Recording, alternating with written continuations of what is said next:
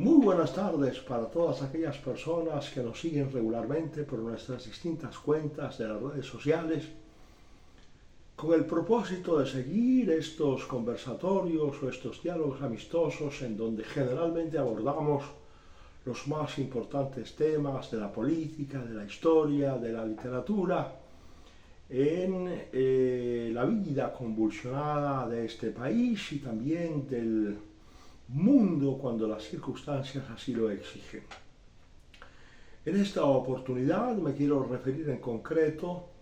a la situación que se ha presentado con respecto a la recusación o a la suspensión del proceso del expresidente Álvaro Uribe Vélez, especialmente como consecuencia de un fallo de segunda instancia proferido por la Corte Suprema de Justicia con ocasión de una tutela presentada por la defensa del expresidente. Un gran número de personas cree a pie juntillas que se trata de una serie de conductas dilatorias que la defensa del expresidente asume con el propósito de lograr en el corto plazo la prescripción y por lo tanto la impunidad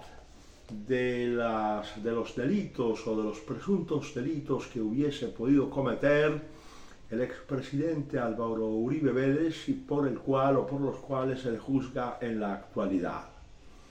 Se trata simplemente del fallo de la Corte Suprema de Justicia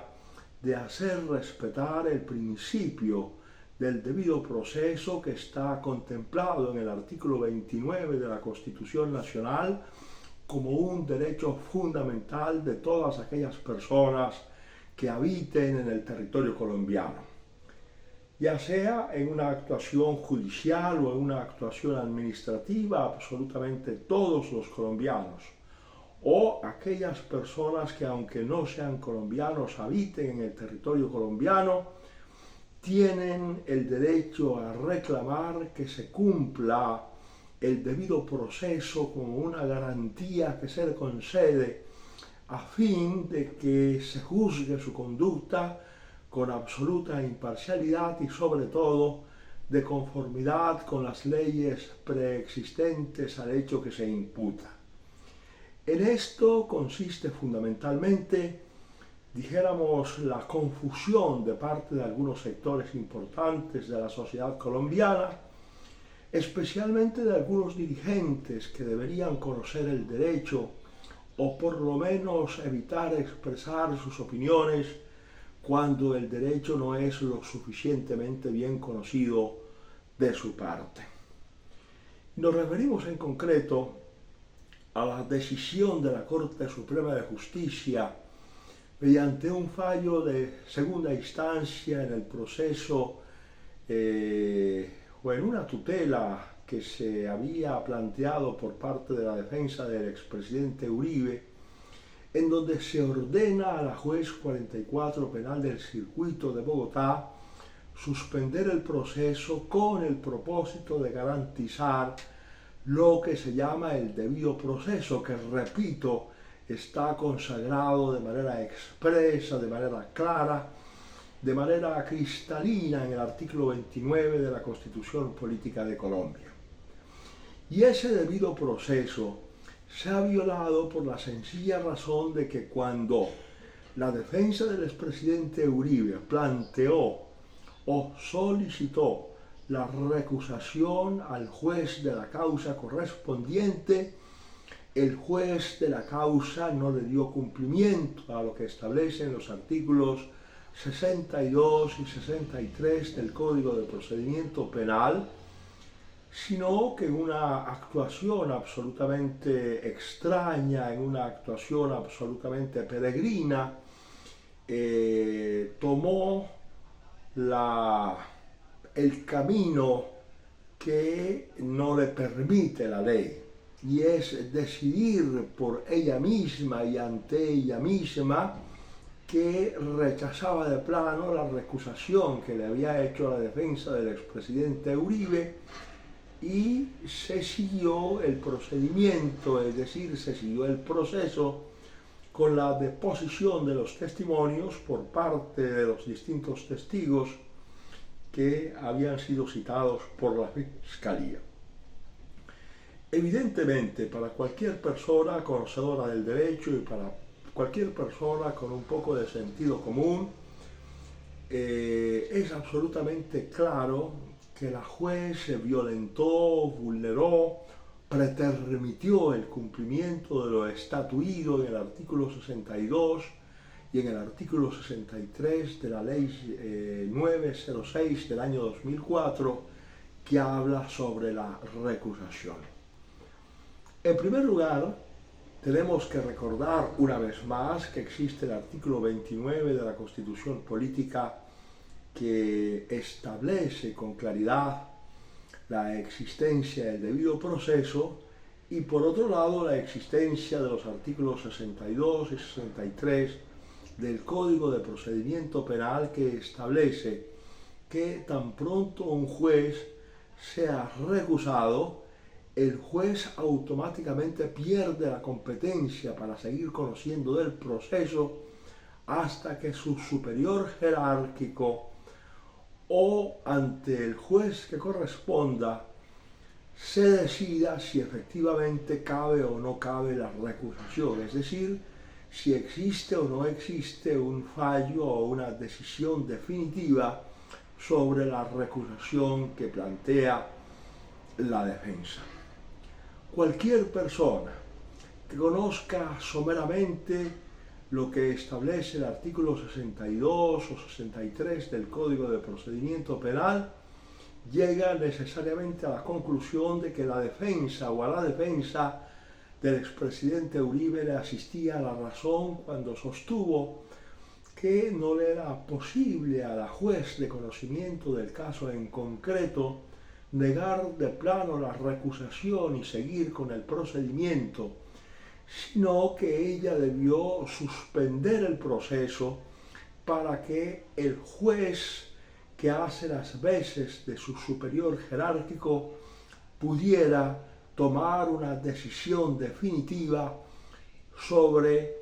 la situación en concreto, es decir, sobre si cabía o no cabía la recusación. Dichas estas palabras, tenemos que decir que fundamentados en lo que establece el artículo 29 de la Constitución Política de Colombia y en concordancia con lo que establecen los artículos 62 y 63 del Código de Procedimiento Penal, que es el mismo que la Ley 906 del año 2004, la juez de la causa que se le sigue al expresidente Uribe Vélez debió haberse declarado incompetente para seguir actuando, en consecuencia suspender el proceso hasta que no hubiese una decisión definitiva al respecto. De tal manera que a nosotros no nos cabe la menor duda que se actuó en este caso particular en derecho, aunque la misma ley establece que en el evento en que la Corte Suprema de Justicia, que es la que conoce de la tutela que se presentó por parte de la defensa de Uribe, establece que en caso de que se niegue la recusación, es decir, de que no prospere la recusación, esos días que eventualmente se pierdan se restituyen en contra del acusado, es decir, que no son válidos para contabilizarse en lo que nosotros hemos venido denominando el fenómeno prescriptivo, que rige a partir del momento en que se llevó a cabo la formulación de imputación, que, como ustedes recuerdan, para el caso concreto del expresidente Uribe, corre a partir del momento en que se adelantó la correspondiente diligencia de indagatoria. Sencillamente porque en su momento los tribunales colombianos decidieron que ambos procesos podían homologarse, cosa con la que yo particularmente no estoy de acuerdo, pero necesariamente habría que acatar el fallo de los tribunales en ese sentido. De tal manera que lo primero que quería abordar en este caso concreto era lo referente a que la actuación de la defensa en ningún caso se puede interpretar como una maniobra dilatoria encaminada a lograr en el corto plazo la prescripción del proceso que se le sigue al expresidente Uribe Vélez, sino que se trata de una maniobra legítima por el hecho de que la defensa ha percibido una parcialización de la juez 44 penal del circuito y en consecuencia presentó la correspondiente recusación. Pero allí en esa recusación también existen otros elementos, no solamente los elementos subjetivos, sino que al parecer la juez que actualmente lleva el proceso al que nos hemos venido refiriendo, en algún momento tuvo vinculaciones de carácter laboral con una de las víctimas dentro del proceso, razón por la cual también estaría impedida para seguir conociendo acerca de él. Pero en este caso no nos queremos referir a esa segunda opción o a esa segunda razón por la cual podría ser recusada la juez 44 penal del circuito, sino que fundamentalmente lo que queríamos nosotros básicamente manifestar es el hecho de que le asiste por completo la razón al defensor del expresidente Uribe al interponer la tutela correspondiente por violación de un derecho fundamental en el que incurre la juez 44 al no actuar de acuerdo con lo que establecen los tantas veces mencionados artículos 62 y 63 de la Constitución Nacional. Un poco más adelante haremos referencia a una serie de situaciones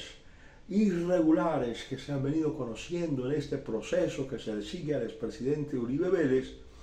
y que implica necesariamente el hecho de que en el país se haya polarizado de tal manera la opinión pública que tanto tirios como troyanos se lanzan todo tipo de diatribas y descalificaciones sin tener en cuenta que muchas de las actuaciones de los jueces, de que muchas de las actuaciones de los defensores, de que muchas de las actuaciones del fiscal o de que muchas de las actuaciones del Ministerio Público, por no decir de que todas las manifestaciones y las actuaciones de esas personas que intervienen como partes o intervinientes especiales en el proceso penal, deben necesariamente estar ajustadas al Estado de Derecho, es decir, al orden jurídico vigente en la República de Colombia. Pero muy buenas tardes.